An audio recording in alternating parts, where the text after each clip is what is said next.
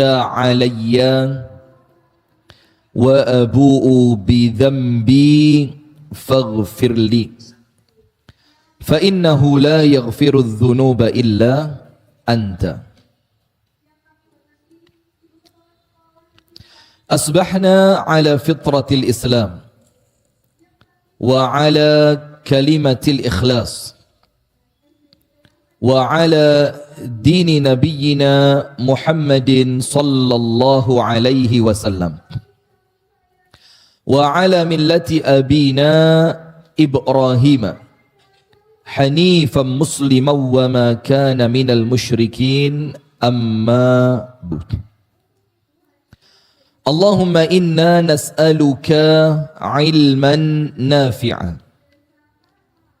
ورزقا طيبا وعملا متقبلا. اللهم علمنا ما ينفعنا وانفعنا بما علمتنا وزدنا علما وهدى وتوفيقا آمين يا رب العالمين. Hadirin sekalian, ibu-ibu dan bapak-bapak, teman-teman sekalian, jamaah Majelis Ta'lim Nuansa Fajar, iya kan?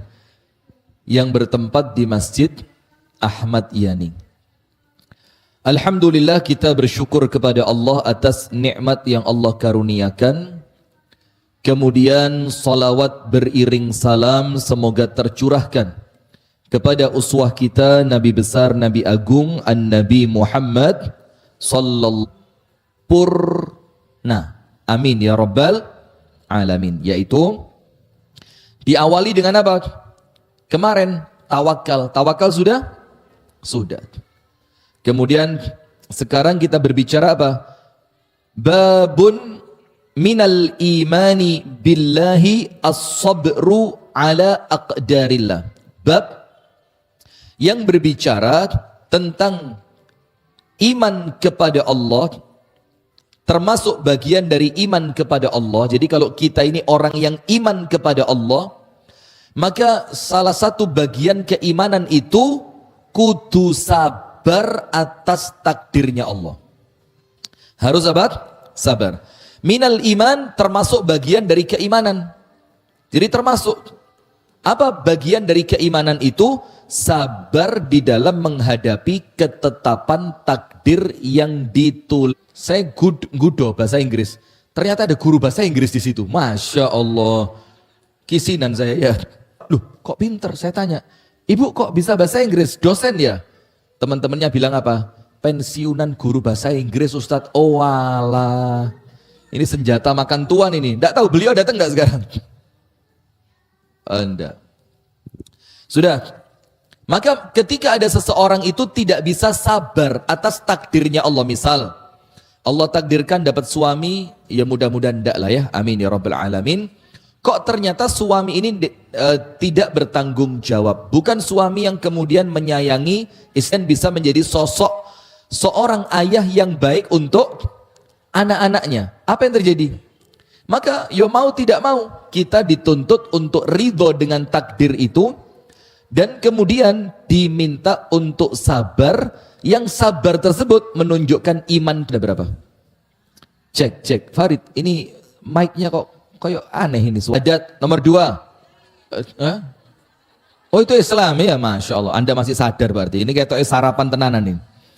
Iman kepada Allah. Kemudian malaikat. Kemudian kitab. Kemudian Nabi dan Rasul. Kemudian hari akhir. Rukun iman yang terakhir apa? Mengimani qadha dan qadar. Bahwasannya semua yang terjadi di alam semesta ini terjadi atas kehendak siapa? Allah. Itulah iman, Bu. Berarti termasuk yang terjadi dalam kehidupan kita, sakit, melarat, sugih, ayu, elek, putih. Enggak, jangan ireng, sensitif. Putih, manis, ya lawannya putih apa? Manis. Itu semua ketetapannya siapa? Allah. Sabar itu apa? Sabar itu apa? Sabar itu apa? Gak jerit-jerit? menerima apa adanya, menahan diri. Itulah bahasa sabar. Maka kalau saya, untuk jamaah yang deso-deso seperti anda ini, sabar, gak usah baper, sabar. Ini baru bahasa sabar ini ya. Itu bahasa paling gampang yang menunjukkan arti sabar secara kata, makna kata, terjemahan letterlek. Sabar itu apa? Ngempet bosnya. Tapi kemudian anda empet, tiba-tiba seret. Terus kita di belakangnya sebagai laki-laki, ini kan podo lanangnya ya, kasih menggok ya lanang. Itu biasanya kalau orang tidak sabar, refleksnya elek. Terus mesuh, astagfirullahaladzim, langsung. Itu mbek jerit, jendela dibuka langsung. Ini mic ini Masya Allah, ini mic ini otomatis. Lihat ono kalimat-kalimat elek itu mor-mor meneng dewi dia. Padahal jadi normal, coba. Nggak keluar, Masya Allah, bagus ini mic. Nah maka yang seperti itu bu, ref untuk latihan ngempet. Tapi ketika seseorang itu sudah terlatih untuk senantiasa ngempet, menahan diri untuk tidak mengucapkan sesuatu yang dimurkai oleh Allah, tidak melakukan sesuatu yang dimurkai oleh Allah, tidak menyikapi sesuatu dengan mendatangkan murka dari Allah, maka ketika terlatih, maka dia adalah orang yang sabar. Maka disebutkan dalam hadis, man tasabbara sabbarahullah. Ini kayak speaker luar ini, Rit. Enggak, Rit? Dalam man tasabbara, barang siapa yang latihan sabar, latihan, dia berikhtiar, dia njogo diri untuk tetap senantiasa pada koridor yang diridhoi oleh Allah. Man tasabbara, barang siapa yang latihan sabar, ngempet, senantiasa ikhtiar, berjuang untuk mampu sabar, apa yang terjadi? Sabbarahullah, Allah jadikan dia betul-betul jadi orang yang sabar. Berarti sabar itu bu, diikhtiarkan, dilatih, pakso. Nanti lama-kelamaan akan muncul sikap sabar. Maka as-sabru fil lughati, sabar secara bahasa adalah al-habsu. Al-habsu itu artinya menahan diri. Wa fil istilahi, dan di dalam istilah, habsun nafsi ala asya wa an asya. Bersabar secara istilah itu apa? Menahan diri ala asya, atas buruknya sesuatu yang menimpa kita, wa an asya, dan menanti sesuatu yang tidak kunjung datang. Itu sabar secara istilah. Dan ibu-ibu tulis, sabar di dalam syariat dibagi menjadi 3. Sabar di dalam syariat dibagi menjadi berapa? 3.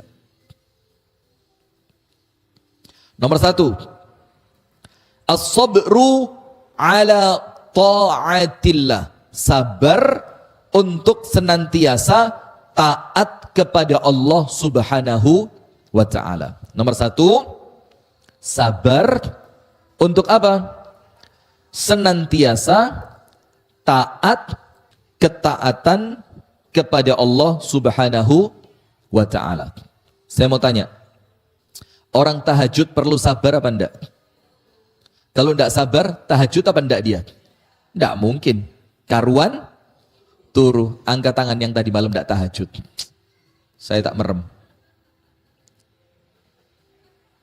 Jujur ya, Masya Allah. Ini yang lain bukan tahajud, cuma agak jujur saja. Karena membongkar aib orang lain boleh apa enggak? Enggak boleh, apalagi membongkar aib diri. Nah, maka kalau kita enggak mampu sabar bu, kita mikir awakku kesel, istirahatku kurang, saya perlu mengistirahatkan fisik. Allah, wong iki kudu wajib ae lho, hukumnya cuma sunnah. Kalau enggak sabar, enggak akan mampu. Puasa, kalau enggak sabar, bisa? Enggak bisa, ngelak. Langsung, bismillah. Ngombe, tapi ini Bu Sriyama, hari ini kelegen Bu Sriyama. Iya, ini madunya kayak kebanyakan. Tapi madu kan, bukan gula kan? Oh kebablasan, terus kalian sak botolnya enggak apa-apa. Sudah, Masya Allah, terima kasih Bu Sriyama. Maka orang yang puasa perlu sabar apa enggak? Perlu sabar. Kalau enggak sabar, ngelak didik, kemudian bakul es teler lewat, ting ding ding ding ding ding ding ding, es teler sop buah. Kalau enggak sabar, buyar. Orang sodakoh, ngerti sodakoh? Perlu sabar apa enggak? Kalau enggak sabar, karuan, tak gawe tuku skincare. Iya, skincare. Lah apa sodakoh? Masjid Ahmad Yani wis duwike akeh. Nah, maka kesabaran ketika taat kepada Allah itu dibutuhkan. Kenapa? Karena orang yang mau taat godaannya besar. Nggih napa nggih? Besar. Mau baca Quran, godaannya apa? Tiba-tiba HP bunyi. Shopee. Oh, wis tutup Quran nih. Apa rek? Oh. Ternyata ada promo. Sekarang tanggal berapa? 25. Nanti insya Allah bulan 12 ada promo 12. Hati-hati, jangan sampai ketinggalan. Itu timbang gedung ngaji, karuan ngecek put namanya ya. Nah sudah, maka kalau ndak sabar Bu, ndak akan ngaji. Kemudian panjenengan silaturahmi ke rumah keluarga, silaturahim. Ternyata yang diparani wajahnya mencep, ngerti mencep? Mencep itu kuping, pipi, meripat, erung, ngelompok di lambe kabeh. Kalau panjenengan ndak sabar, karuan aku moleh. Lala pembelani dulur sing raine gak nyeneng nih. Nah, maka tetap orang yang ibadah perlu sabar. Ayatnya panjenengan buka dalam surah Thaha ayat 132. Dalil, oh son depan mati semua, alhamdulillah, bagus, pengiritan. Yang nyala cuma son samping dan belakang. Tapi tidak apa, ibu-ibu suara saya jelas? Jelas ya, sip. Karena jelas ndaknya suara itu tergantung hati Bu. Le hati ini pas sumpek, jerito gak kerungu. Tapi kalau hati pas bahagia insya Allah walaupun pelan juga kedengeran. Sudah. Dalil tentang apa?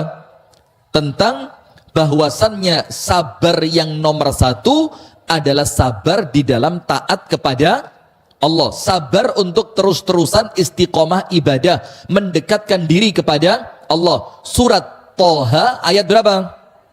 1, 3, 2.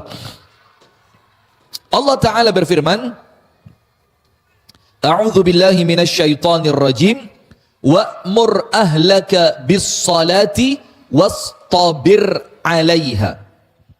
Dan perintahkanlah keluargamu untuk salat, wastabir 'alaiha, dan bersabarlah di dalam mendirikan salat.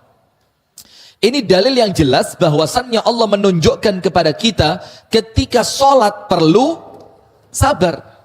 Memerintahkan anak, istri, suami, keluarga untuk salat, memerintahkannya pun juga perlu sabar. Kalau tidak sabar, dijak sepisan gak gelem, wis sakarepmu neraka-neraka rasakno dewi. Karena tidak sabar. Sholat juga sama. Kalau kita tidak sabar, kita tidak akan istiqomah. Apalagi sholatnya sholat taraweh. Sebentar lagi kan Ramadan ya.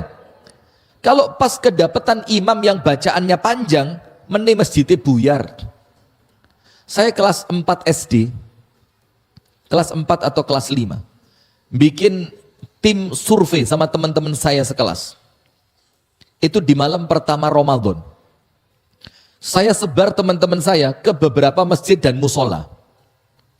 Nanti kita janjian di satu titik yang di tempat itu masang mercon bumbung, tahu? Mercon bumbung yang pakai karbit, pakai bambu itu, bung, bung itu sudah. Tujuannya apa? Nyebar teman-teman tadi. Kita cari mana teman yang ketemu di titik pertemuan yang paling cepat. Maka besok kita sepakat terawih di sana semua. Karena apa? Terawih paling cepat. Dan kok subhanallah, saya keduman masjid sing mulia paling telat. Masya Allah, rotok cekot-cekot ini ya. Nah maka semacam ayat 23 dan 24. Tulis, surah Al-Insan. Ayat berapa? 23 dan 24. Allah Ta'ala berfirman, Inna nahnu nazzalna alaikal qur'ana tanzila. Kami turunkan kepada kalian Al-Quran itu tanzila, bertahap, sedikit demi sedikit. Tujuannya apa? Cek gak kaget dengan hukum yang tiba-tiba banyak. Maka Allah turunkan apa? Bertahap, sedikit demi sedikit. Bahasa Inggrisnya apa? Tinggal tik. Apa? Tinggal tik. Sedikit demi sedikit. Kemudian Allah berfirman pada ayat yang ke-24, fasbir li hukmi rabbik. Maka dengan itu bersabarlah dengan hukum-hukum Allah Subhanahu wa taala. Disuruh sabar, ibu-ibu. Disuruh apa? Sabar. Ngadepi tonggo sing lek ngomong pedes omongane, perlu sabar. Menghadapi anak ketika anak diingatkan tidak kunjung nurut, perlu sabar. Maka Allah mengingatkan wasbir li hukmi rabbik. Maka bersabarlah kalian untuk menjalani hukum dari Subhanahu wa ta'ala. Yang terakhir, dalil yang ketiga, bahwasannya sabar yang pertama adalah sabar dalam taat kepada Allah Subhanahu wa ta'ala. Anda buka surah Al-Kahfi, tulis saja surat Al-Kahfi ayat yang ke-28. Surah Al-Kahfi ayat yang ke-28.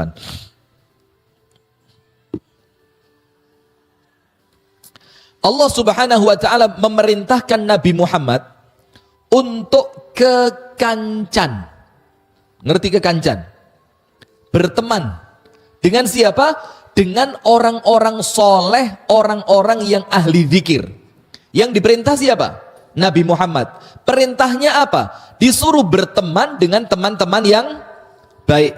Wong kang soleh kumpulono. Tapi bu, berteman dengan orang soleh itu perlu sabar. Kenapa? Anda ngerungokne musik, diling nih. Ojo, engko lek senengane ngerungokne musik, males moco Al-Quran. Terus mau mampir ke warung, yang dicari warung yang pegawainya hot. Masakannya apa pegawai nih? Yang pakaiannya minim. Keren lho penak. Iki kok lek tuku kopi untuk bonus pangku. Terus teman yang soleh bilang apa? Ojo, gak oleh. Golek warung liyane ae sing pelayannya sopan, atau pelayannya pakaiannya menutup aurat dengan sempurna. Ini kalau ketemu orang soleh begitu, maka perlu sabar apa enggak? Perlu sabar. Jalan Malang sampai Jawa Tengah, setiap azan mandek, lek gak sabar ngeluh, oh perek mandek terus, ya Allah kapan tekone iki? Allah disuruh sabar untuk senantiasa membersamai ahli zikir. Maka semua bentuk-bentuk ketaatan kepada Allah, semua bentuk ibadah kepada Allah, semua bentuk mendekatkan diri kepada Allah wajib punya modal yang namanya sabar. Maka sabar nomor satu, sabar di dalam taat kepada Allah. Faham ibu-ibu?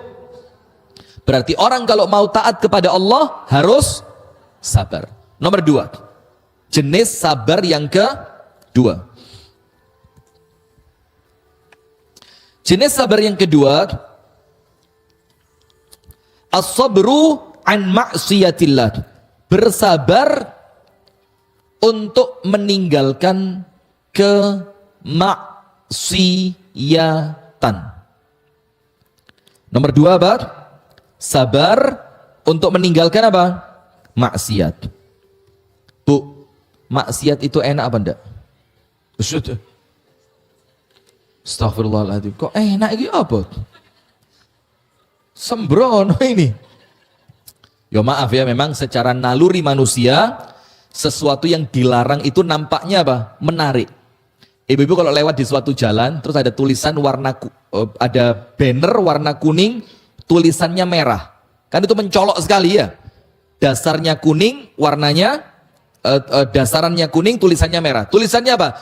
jangan tengok kiri. Anda nyetir, jangan tengok kiri. Ono apa sih? Normal apa enggak? Normal. Maka itulah di dalam pendidikan anak, Bu, kalimat jangan itu ada penempatannya.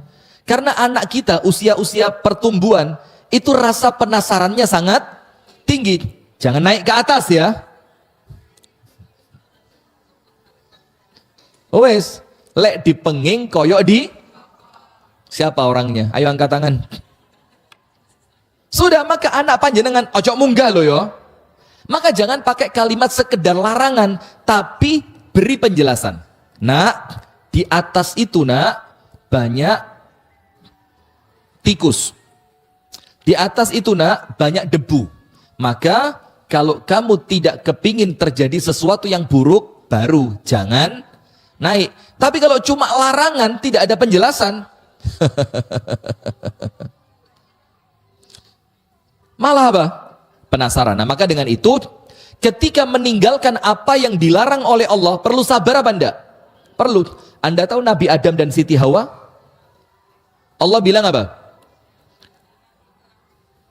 Wa kula minhuma wa kula minha haitsu Astaghfirullah wa atubu ilaih. Makanlah, minumlah di surga itu apapun yang kamu inginkan. Tapi yang dilarang apa? Satu tok. Wala taqraba hadhihi asyajarata fatakuna minadh dhalimin. Bayangin Bu, di surga itu Bu, semuanya ada, semuanya boleh. Semua. Anda ngerti kalimat semua? Wes, ono susu, ono madu, ono sate, ono gulai, ada rawon amanah, lengkap. Semuanya ada dan semuanya boleh. Tapi oleh Allah dikasih satu peringatan. Tapi Adam, Hawa, wala taqraba hadhihi syajarah. Tapi pohon ini jangan sekali-kali didekati. Fatakuna minadh dhalimin. Kalau kamu dekat sampai kamu makan, kamu akan menjadi orang yang zalim. Bayangin Bu, dari semua yang boleh itu tidak menarik. Yang menarik untuk mereka berdua apa? Justru yang dilarang. Masya Allah, tabarakallah. Coba lihat. Maka untuk menghindari, yo kepingin. Ya banda? Jane yo kepingin. Tapi karena ini oleh Allah dilarang, saya kudu ngempet. Sabar. Dalilnya, Anda buka dalam surah Yusuf. Surah Yusuf. Ayat yang ke-33. Surah Yusuf ayat 33. Allah Subhanahu wa taala berfirman tentang Nabi Yusuf alaihi salam, Rabbis sijnu ahabbu ilayya mimma yad'unani ilaihi wa illa tasrif anni kaidahun asbu ilaihinna wa akum minal jahilin. Kalaulah engkau ya Allah tidak menyelamatkanku, maka aku akan condong kepadanya dan aku termasuk orang jahil. Orang jahil. Maka lihat sekarang, Bu, nun sewu nggih, kita ngomong manusiawi ya. Mudah-mudahan ini tidak dianggap sesuatu yang purno, karena saya tidak maulah cerita begitu. Tidur panjenengan, na'udzubillah, la qadarullah ya. Ono wong lanang ganteng, gede, dukur, putih, Masya Allah. Terus tiba-tiba wong lanang itu dalam keadaan Anda tidak ada penghalang apapun. Suami yo tidak punya, ndak wedi konangan anak, segala macam. Terus orang wong lanang itu bilang, yuk. Dalam keadaan naluri manusiawi sedang mengajak Anda untuk melakukannya. Kira-kira dalam keadaan seperti itu, kalau panjenengan tidak sabar ngempet ojo sampai ke daden. Kalau panjenengan tidak sabar, apa yang terjadi? Ya sudah, dosa yang mendatangkan kemurkaan dari Allah. Nah maka saat itu panjenengan harus punya modal. Modalnya apa? Sabar. Dan Nabi Yusuf dapat itu. Sampai Nabi Yusuf itu berani mengatakan karuan melbu penjara. Luwe api. Mungkin di dunia saya sengsara, tapi di akhirat saya selamat. Perlu apa? Sabar. Maka akhirnya Nabi Yusuf meninggalkan perempuan itu, dan Nabi Yusuf alaihi salam selamat. Karena apa? Dia punya modal sabar. Sekarang lihat, dalam surah Yusuf ayat yang ke-33 ada dalil bahwasannya meninggalkan larangan dari Allah, meninggalkan bermaksiat kepada Allah, itu perlu apa? Perlu sabar. Sekarang sabar yang ketiga. Nomor satu, sabar apa tadi? Dalam taat kepada Allah. Maka orang yang mau ibadah kudun duweni sifat sabar. Sabar yang kedua, sabar dalam meninggalkan kemaksiatan. Di depan mata enek duit 2 miliar. Anda kalau mau ngelepas jilbab dikasih 2 miliar ini, Anda ambil apa enggak? Anda ambil apa enggak? Hah? Enggak? Serius? Kalau nyepot mek 2 menit loh, 2 miliar loh. Mari ngono tobat 2 miliar iki bangun pondok ya apa? Yo jangan Bu, ya harus sabar. Walaupun godaan itu begitu besar. Sekarang yang ketiga, sesuai dengan materi kita di pagi hari ini, as-sabru ala aqdarillah. As-sabru ala aqdarillah. Sabar atas takdir dari Allah. Sabar atas takdir dari Allah.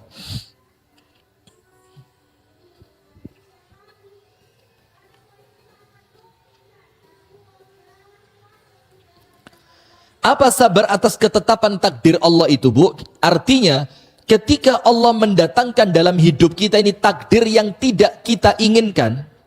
Kalau ngomong manusiawi, Bu, semuanya kan kepingin uripe penak, rezekine lancar, awake sehat, rumah tangganya bahagia, anak turunnya solih, dan itu kan harapannya manusia. Tapi panjenengan tahu satu kaidah. Apa kaidahnya? Ana urid wa anta turid wallahu yaf'alu ma yurid. Saya kepingin dan Anda juga kepingin, tapi Allah melakukan apa yang Allah inginkan. Betul apa enggak? Jadi tidak semua yang kita inginkan itu pasti terjadi. Sampai ada satu pepatah dalam bahasa Arab, laisa kullu ma yatamannahu al-mar'u yudrikuhu.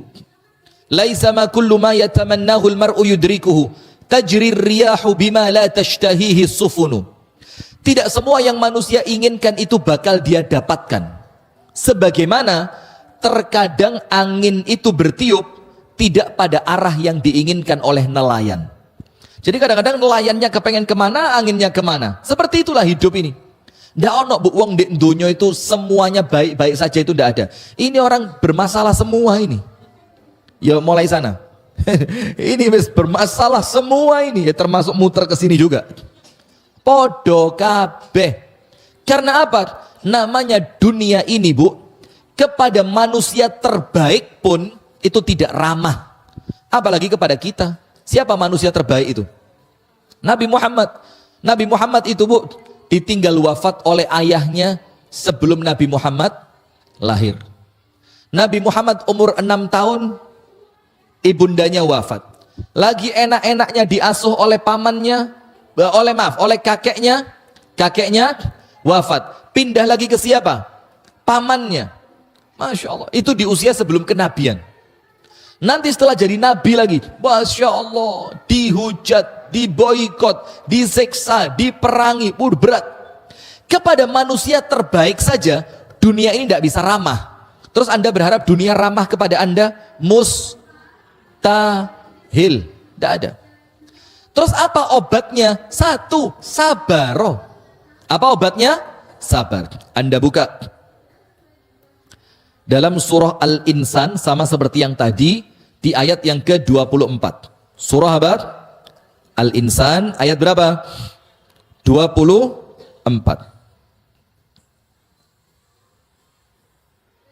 Sebentar ya.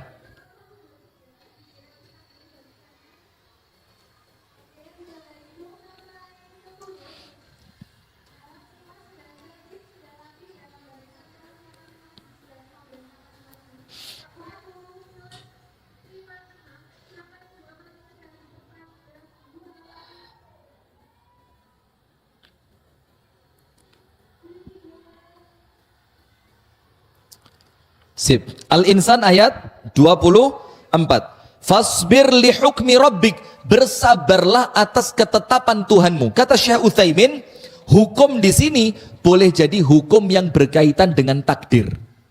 Jadi Allah menetapkan takdir panjenengan, Allah minta apa? Fasbir, disuruh sabar. Misal, lahir dari kedua orang tua yang miskin. Wis lagi podo kabeh wis ya. Lahir dari kedua orang tua yang miskin. Akhirnya waktu sekolah aneh elek. Gak iso sekolah koyok wong liyane. Ketika dia harus kuliah, ternyata orang tua ndak punya biaya. Terpaksa dia harus kerja. Nah, keadaan semacam ini, Bu, ini bukan pilihan, tapi ini ketetapan takdir dari Allah. Bisa milih apa ndak? Ndak bisa. Kalau bisa milih, saya milih jadi anaknya Pak Jokowi. Jadi wapres saya sekarang.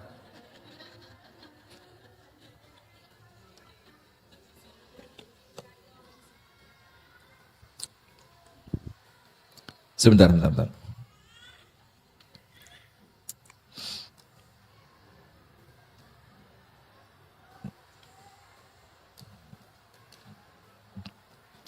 Sudah? Maka bagaimana? Ya tetap harus sabar atas ketetapan takdir dari Allah. Nah, dan sabar atas ketetapan takdir Allah, itulah yang masuk pada bab akidah. Masuk pada bab apa?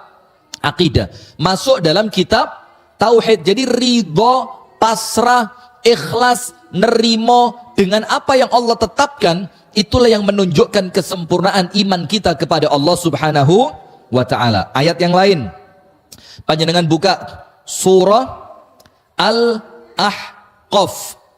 Al-Ahqaf ayat 35.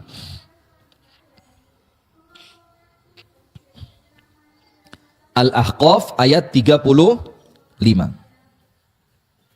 Allah Subhanahu wa ta'ala berfirman untuk mengajak kita senantiasa sabar seperti sabarnya nabi-nabi ulul azmi. Ulul azmi ada berapa? Ada berapa? Nggak bisa ditawar gitu? Dibikin 6 gitu boleh? Dikurangi 1 jadi 4 boleh? Nggak. Siapa nomor 1? Nomor 1 Nuh. Nomor 2 Ibrahim. Nomor 3 Musa. Nomor 4 Isa. Nomor 5 Muhammad.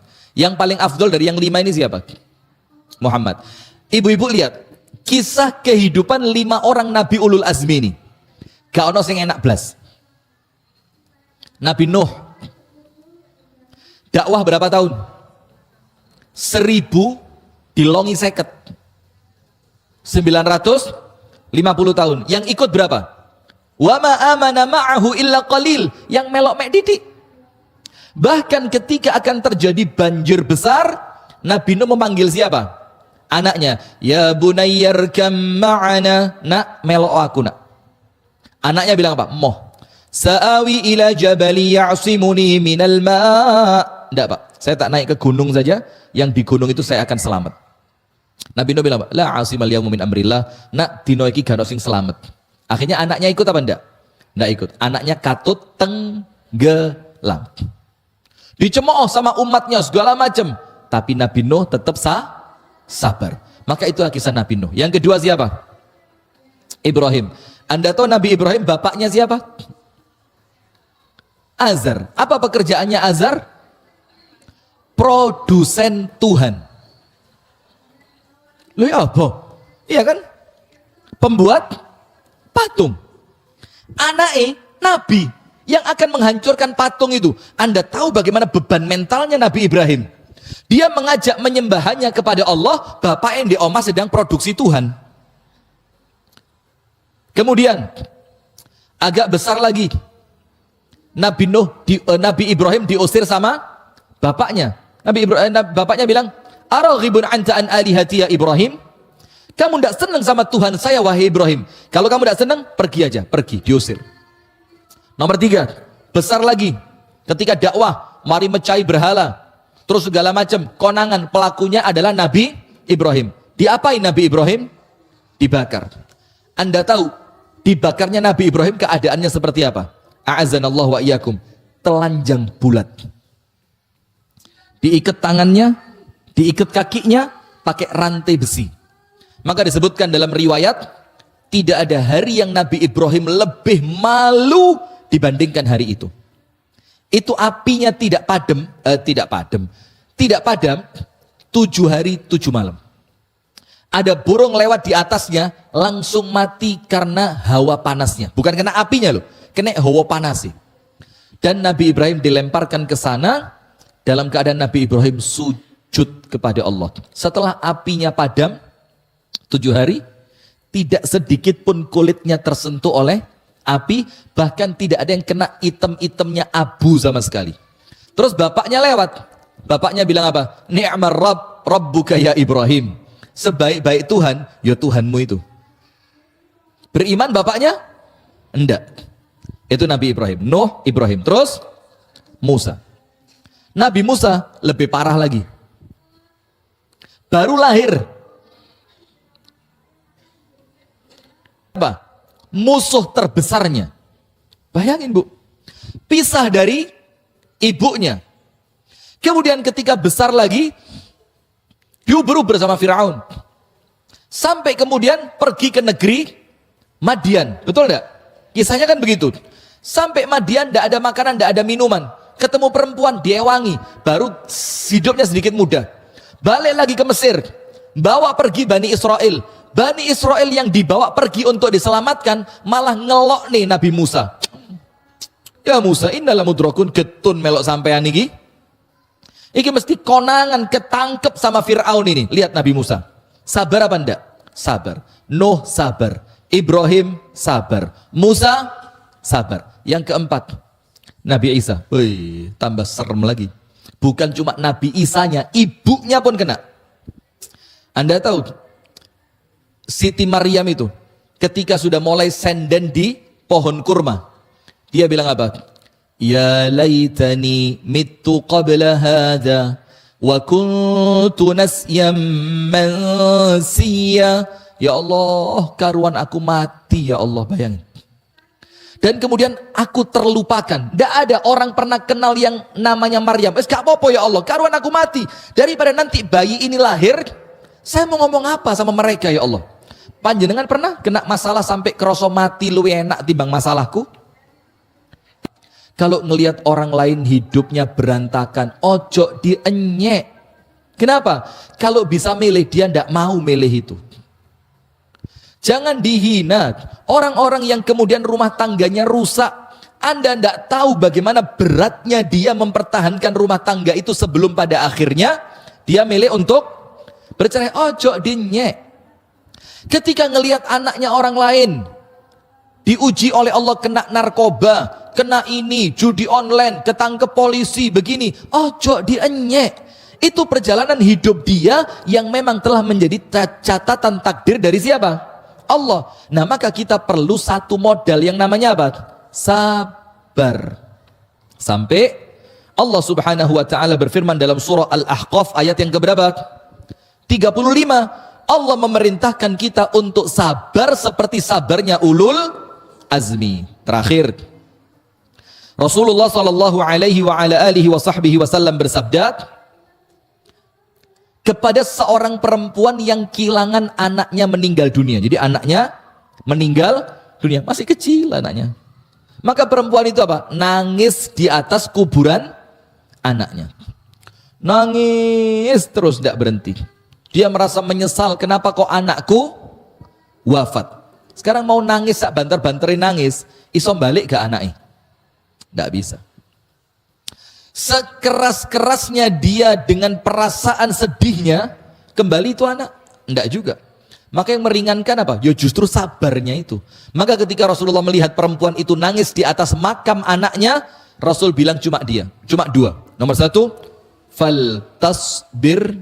Nomor dua, wali tahtasib.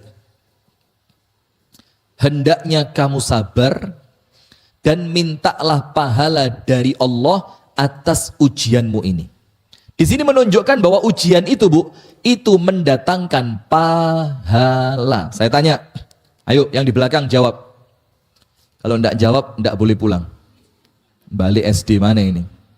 Ayo, Orang kena musibah dapat pahala ketika sabar atau walaupun tidak sabar tetap dapat pahala. Ada musibah. Terus Anda gak sabar, ngersulong, gerundel, dapat pahala apa enggak dari musibah tadi? Atau dapat musibah, na'udzubillah, la qadarullah, kemudian Anda sabar, baru dapat pahala, iya. Nah sekarang begini Bu, jawabannya para ulama.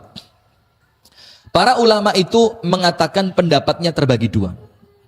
Ada ulama yang mengatakan musibah secara zatnya. Zat itu apa?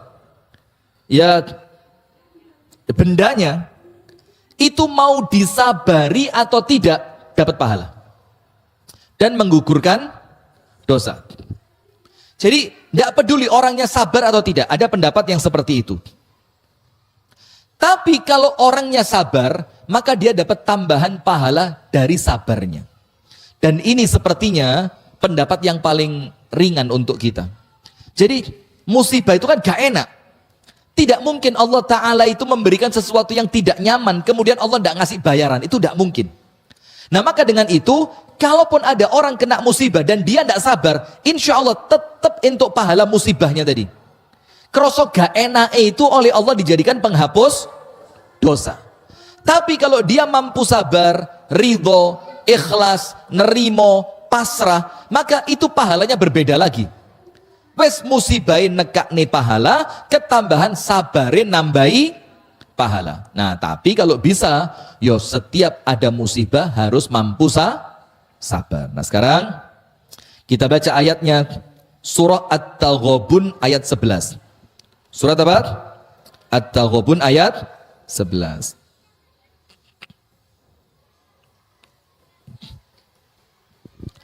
Allah Ta'ala berfirman, A'udzu billahi minasyaitonir rajim. Ma asaba min musibatin illa biiznillah. Wa man yu'min billahi yahdi qalbah. Wallahu bikulli syai'in alim. Ma asaba min musibatin. Ini isimnya isim nakiroh. Apapun bentuk musibahnya.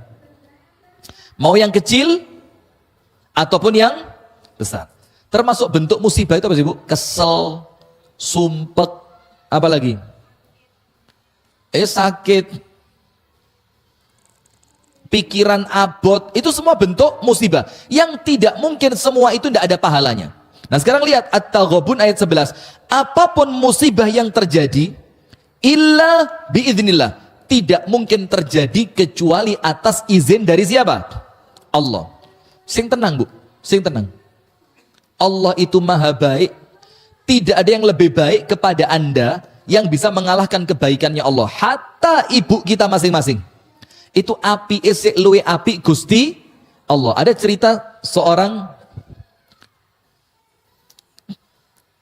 tabi'in. Ditanya tentang api Gusti Allah. Pertanyaannya begini. Mas, milio mas. Panjenengan nanti di akhirat, kalau wafat, kemudian bangkit di padang mahsyar, kemudian berhadapan dengan Allah untuk mempertanggungjawabkan perbuatannya masing-masing. Disuruh milih, panjenengan kinten-kinten, kira-kira milih dihisap oleh Allah atau dihisap oleh ibu panjenengan. Kalau orang tidak ngerti ilmu Bu, wis karuan dihisap karo ibuku, karena ibu itu apa? Ala wis kurang luwe, serapopo. Ala yo, tak ewangi. Oh serapopo nak mulio. Itu ibu. Tapi kalau orang punya ilmu, dijawab sama tabi'in tadi, milih mana? Dihisap oleh Allah atau dihisap oleh ibumu? Dia bilang apa? Akid, akhtarullah. Jelas saya milih dihisap oleh Allah. Kenapa? Karena saya yakin Allah jauh lebih baik. Bahkan Allah yang paling baik, bahkan Allah yang maha baik kepadaku melebihi semua manusia yang sayang kepadaku. Itulah baiknya Allah. Maka ketika Allah mendatangkan musibah, Allah mengizinkan musibah itu datang. Dan ingat Bu, musibah itu datang bukan dari musuh, tapi datangnya dari Allah yang mencintai panjenengan. Kalau datangnya dari musuh, ya mesti Bu, musuh menginginkan Anda apa? binasa, hancur, celaka, ya kan? Tapi kalau datangnya dari Allah, Allah itu datengin musibah karena apa? Iku dijewit. Kok wis suwe gak tahajud? Dijewit. Kok ketoke wis suwe gak poso? Dijewit lagi. Tek. Kok ketoke wis suwe gak sedekah? Dijewit lagi. Tek. Kok ketoke wis suwe salatmu gak kate nangis? Nah maka karena Allah sayang, Allah kepingin narik kita, lah kita ini gak dikai musibah gak ketarik. Toko rame, selfie bentino, live TikTok. Toko ini kobongan, baru melbu Masjid Ahmad Yani. Oh, ya Allah, dosa apa? Lu kok dosa apa? Wakeh dosamu. Sampai takon dosa apa itu ya dosa itu. Wes dosa kok gak sadar gitu loh ya. Nah maka terkadang Allah itu mendatangkannya itu bentuk kasih sayang dari Allah, karena Allah kepingin kita mesra lagi dengan Allah Subhanahu wa ta'ala. Kemudian wa man yu'min billahi yahdi qalbah. Lihat, ada kalimat iman di situ. Sekarang saya tulis ya, jelas panjenengan. Supaya panjenengan tahu apa kaitannya antara sabar dengan takdir dengan perkara iman atau tauhid. Wa man yu'min billahi yahdi qalbah wa man yu'min billahi yahdi qalbah. Lihat, ada kalimat apa di sini? Yu'min. Imannya kepada siapa? Allah. Dan ini berkaitan ayat tentang musibah. Berarti orang yang imannya kepada Allah kuat, ketika musibah itu terjadi, apa yang dia dapatkan? Allah akan memberi petunjuk kepadanya untuk dua. Tulis.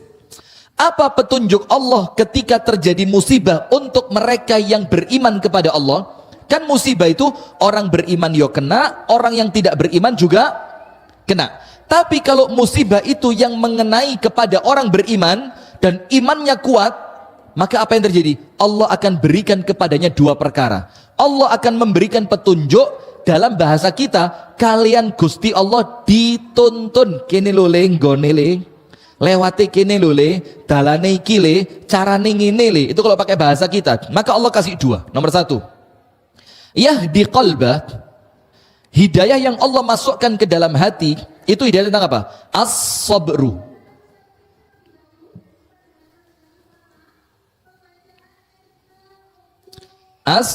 As-sabru. Anda oleh Allah diberi kemampuan untuk sabar. Diberi kemampuan untuk apa? Sabar. Jadi orang kalau kena musibah dan orangnya timpa kesulitan, dia bersabar. Maka Rasul mengatakan apa? Bukan orang Islam, ajaban li amril mu'min, orang yang beriman. Yang kedua, apa yang Allah berikan kepada orang yang terkena musibah dan dia beriman? Al-itmi'nan.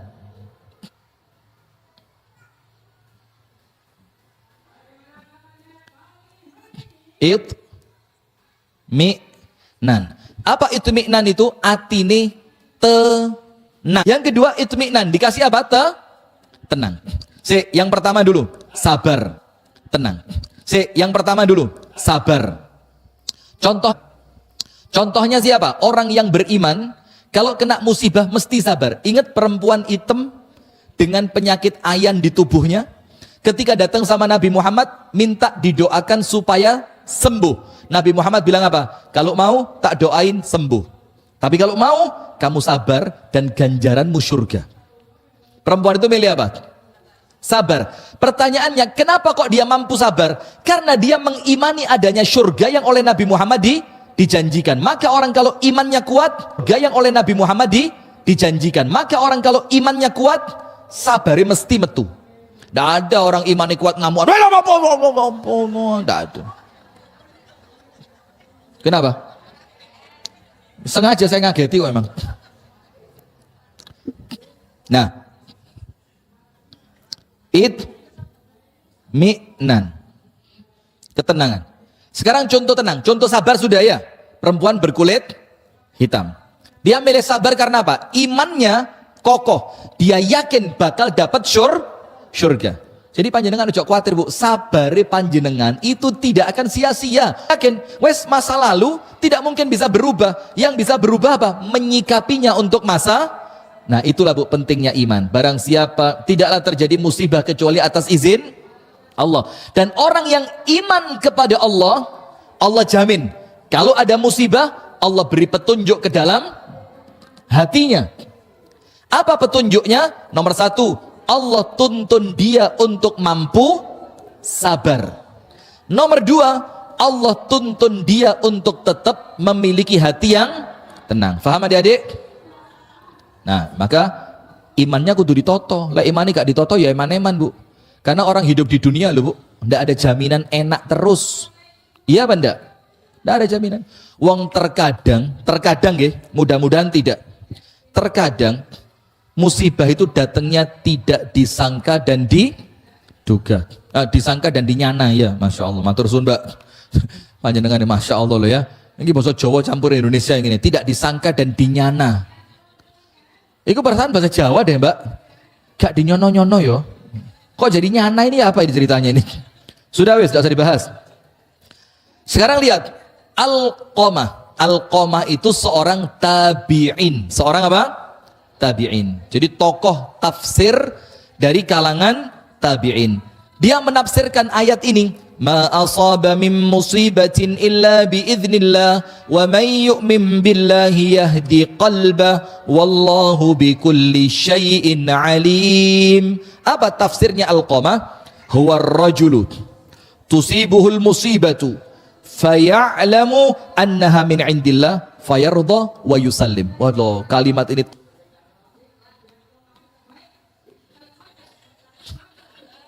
sabar, sip, mantep materinya kok yo pas.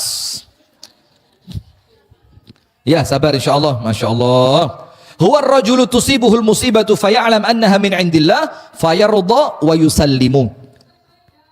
Jadi kata Alqamah, ayat ini berbicara tentang siapa? Seorang manusia yang tersikapnya apa? Fayarda. Akhirnya orangnya ridho, wis rapopo. Apa? Ridho. Wa yusallimu, dan kemudian dia pasrah. Ridho dan pasrah. Maka ayat itu mengatakan, barang siapa beriman kepada Allah, Allah beri petunjuk kepada hatinya. Menurut Alqamah petunjuknya dua. Nomor satu, ar-ridho. Ridho. Nomor dua, at-taslim. Ridho dan pasrah. Itu petunjuk yang Allah berikan untuk orang yang kena musibah dalam keadaan orangnya beriman. Orangnya akan diberi petunjuk untuk ridho, dan Allah beri petunjuk kepada dia untuk pasrah. Sekarang kita baca berikutnya. Diriwayatkan dalam Sahih Muslim dari sahabat Nabi Abu Hurairah radhiyallahu taala anhu wa ardahu mengatakan, Ithnani finnas huma bihim kufrun. Hati-hati. Ada dua perkara yang terjadi pada manusia. Kalaulah perkara ini terjadi kepada mereka, maka dihukumi apa? Kafir. Ini enggak ringan loh bu. Dihukumi apa? Kafir. Ada dua perkara yang masih dilakukan manusia, padahal keduanya termasuk kekufuran. Nomor satu, at-ta'nu fin nasabi. Mencela garis keturunan orang lain. Ngenyek, wong di bapakmu sopo, buyutmu sopo, alah darahmu bukan darah biru, ra usah kumpul rene. Oh iki turunane pelarian iki, oh iki turunane kuli.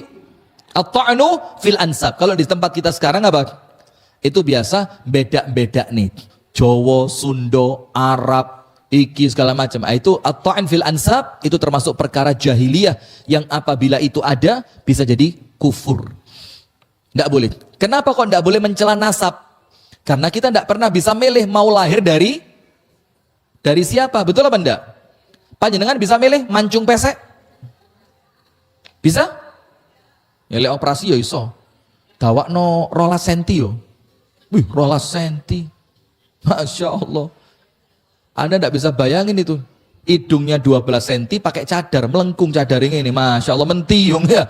Tapi ya gak mungkin lah 12 senti ya. Sudah, tidak bisa milih. Maka tidak boleh mencela orang karena nasabnya. Oh Jawa, apa Jawa? Oh Madura, apa Madura iki anu. Mesti Dura, apa? Madas itu apa? Madas, Madura asli. Boleh. Sudah. Yang kedua apa? Yang kedua, wan niyahatu 'alal mayyit, meratapi mayit. Kalau orang Arab jahiliyah dulu, kalau perempuan ditinggal suaminya wafat, ngeplak pipi nih. Pok. Tujuannya apa? Menunjukkan bahwa meninggalnya kamu lebih menyakitkan bagi saya dibanding saya menampar. Menunjukkan apa? Tidak ada fungsinya saya cantik kalau kamu sudah mati. Yang ketiga, apa yang mereka lakukan? Menyobek, bukan baju, kantong. Jadi kantongnya itu disuai. Menunjukkan apa? Tidak ada lagi yang mampu memberi rezeki setelah kamu wafat. Itu dilakukan oleh orang-orang Arab jahiliyah. Jadi mereka niyah itu meratapi mayat bapak itu. Na'udzubillah. Ayahnya meninggal, katinang kuburan ditarik-tarik, pendosone ojo pak, aku rai sore belah sampean, aku melo. Jadi saya pernah ngomong, tidak tahu di Malang apa di Kediri apa di mana.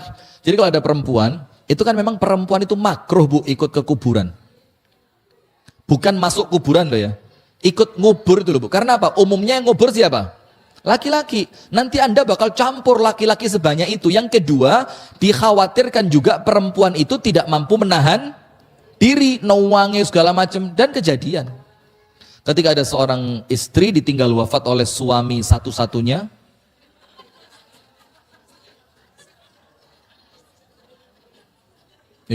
betul ya? Mau berapa suaminya? Kalau suami kan cocok ya. Seorang suami ditinggal wafat oleh istri ketiganya misalkan. Nah, ini satu-satunya garok liane. Terus jerit-jerit, Rojo, aku melok mas. Tak bisi ising ngeduk. Coba ini pisahnya lah wis.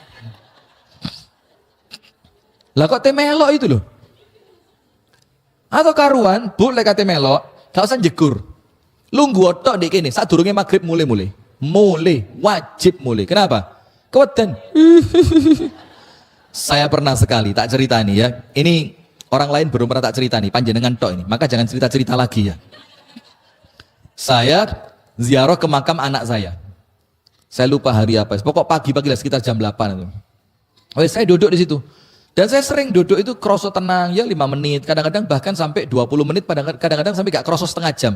Duduk santai, nuansanya enak itu loh, tenang gitu karena pemakamannya belum penuh. Mas ini ada sosok putih berdiri. Waduh, geblak saya bu, kaget, masya Allah. Geblak saya duduk di dengklik kecil itu, geblak saya, tak kira metu temenan ini jenazahnya. Ternyata apa? Wong nyekar. Pakai baju koko putih, kopiah putih, sarung putih. Rupanya mari moco Yasin di pinggir kuburannya entah ibunya atau bapaknya atau siapa. Ini pas ketika saya masuk, saya tidak kelihatan orang itu. Pas wong ngadeg, wih setane metu. Orang ternyata masya Allah. Sudah, lanjut. Astagfirullah. Maka yang sesuai dengan materi kita di sini dalam hadis ini, meratapi orang. Karena meratapi orang mati itu mencerminkan apa? Dia tidak sabar atas taywafiya bihi yaumal qiyamah. Hadis ini artinya begini bu. Allah itu kalau senang kepada seorang hamba, Allah menginginkan kebaikan untuk seorang hamba. Apa yang terjadi? Allah percepat hukumannya di dunia.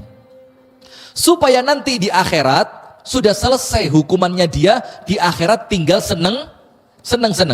Tapi kalau Allah menginginkan keburukan, Allah tahan hukuman dari seorang hamba supaya hukuman itu semakin keras nanti di akhirat. Nah, termasuk hukuman di dunia untuk orang yang Allah cintai, untuk orang yang Allah inginkan kebaikan untuknya, itu dikasih musibah. Maka kalau sedang kena musibah, sakit, sedih, duwie, entek, apa lagi? Suami diambil, Anda kalau milih yang 4 ini milih yang mana? Milih yang suami diambil orang apa bangkrut? Oh, karuan suami diambil orang. Bagus Bu, top, luar biasa. Ini perempuan independent woman betul panjenengan ya, Masya Allah. Apa suami itu ya? Gak ngari warek. Ya tobat loh Bu, ya Allah Bu. Suami masih ada tapi kan? Ini saya potong videonya, saya kirim ke suami panjenengan. Astagfirullahaladzim, enggak guyon aja ya. Maka begini jamaah. Maka dengan itu, apa kok sampai suami tadi?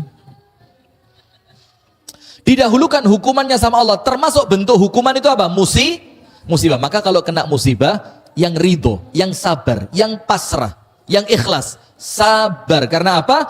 Boleh jadi Allah sayang kepada panjenengan supaya hukumannya entek di dunia, di akhirat kari kipas-kipas, angin-angin, leyeh-leyeh. Sudah, terakhir penutup. Inna idhamal jaza ma'a idhamil bala. Besarnya pahala tergantung beratnya ujian. Jadi orang itu, kalau Anda lihat uripe kok ketok gak tahu pena. Ada enggak panjenengan punya teman seperti itu? Kok ketok uripe gak tahu? Atau jangan-jangan bukan teman, panjenengan sendiri mungkin. Wes kok uripe pindah dari satu kesulitan menuju kesulitan yang berikutnya, dari satu musibah berikutnya. Maka apa yang terjadi? Semakin berat itu ujiannya, maka insya Allah yaitu semakin besar ganjaran yang dia terima. Maka Nabi Muhammad mengatakan apa? Manusia di dunia ini yang paling berat ujiannya siapa? Para nabi. Kenapa para nabi ujiannya paling berat? Karena Allah menyiapkan untuk mereka ganjaran yang paling besar. Maka kalau panjenengan menganggap kok ujianku abot eram yo, bojoku iki 100 swidak bobote abot. Kok jadi bobote ya? Sudah. Kok kenapa? Suaminya berat. Kok ujianku berat sekali? Maka jangan khawatir. Allah Maha Adil. Beratnya ujian yang Anda rasakan itu menjadi apa? Potensi pahala yang besar. Sudah. Kandungan bab ini sebentar. Kandungan bab ini yang pertama, tafsir Al-Qur'an surat At-Taghabun ayat 11. Yang kedua, sabar terhadap cobaan termasuk iman kepada Allah. Ancaman keras terhadap orang yang memukul pipi, merobek pakaian, karena itu bentuk ketidaksabaran atas takdir dari hamba, yaitu Allah memberikan ujian-ujian kepadanya. Yang ketujuh, dilarang bersikap marah dan tidak sabar atas cobaan, karena kalau dia tidak ridho maka Allah akan murka kepadanya. Yang terakhir, pahala bagi orang yang ridho. Apa pahalanya? Allah pun akan ridho kepadanya. Ngoten nggih Bu? Insyaallah kita lanjutkan pada pertemuan yang berikutnya. Dapat gimana? Gimana? Pakai ini aja, nonsel. Iya. Bagus. Ini pertanyaan bagus. Dalam surat Al-Baqarah dikatakan Rabbana la tu'akhidna in nasina au akhtana. Ya Allah, tolong saya jangan dihukum kalau saya salah atau kalau saya alpa atau lupa. Boleh enggak berdoa seperti itu? Padahal kalau enggak dihukum artinya Allah enggak cinta. Itu beda konteks. Kalau doa Bu, tidak boleh doa yang jelek. Kalau doa, tidak boleh doa yang jelek. Ya Allah, hukumlah saya. Ya malah keliru. Tidak boleh. Contohnya ada seorang laki-laki di zaman Nabi, sakaratul maut. Berat. Kemudian dia ngomong, ya Allah, kalau beratnya sakaratul maut ini karena dosaku, menisan ya Allah, abot nih pisan. Supaya dosaku habis. Apa kata Rasulullah? Wallahi la tuti. Kamu tidak kuat. Terus Rasulullah bilang apa? Idza sa'altumullah fas'alullah al-afiyah. Kalau memang kamu masih bisa berdoa, ndonga sing api-api. Ndonga sing api. Maka kurang dan lebihnya saya mohon maaf. Assalamualaikum warahmatullahi wabarakatuh. Nanti insyaallah hari Kamis ba'da asar kembali kajian kami di Masjid Ahmad Yani.